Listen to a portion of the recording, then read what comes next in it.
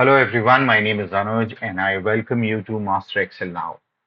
Today we are going to see how we can hide or mask information in our database. There are times when you have phone numbers, salaries, email address, physical address of the individual, of your clients or your company employees that you do not wish to share with everybody. So we can go ahead and mask that information. How we can do that is by using a simple formula. So on screen, you see I have a couple of people who are from sales and I have their phone numbers and I don't want it to be shared with everybody. So how I'm going to use it is I'm going to place a formula in cell C2. All formulas start with a plus or an equal to sign. And here we are going to use substitute here. Let's select this, brackets open, choose the cell where you have the information.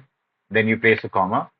Now you can either choose right or left. When you choose right, it will start counting the characters from right to left. And when you choose left, it is going to do the same from left to right.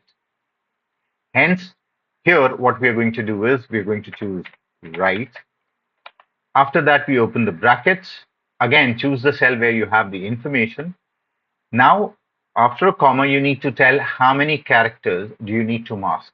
In this case, I'm going to mask 5 plus a dash and plus these 3 digits, which is 8 in total.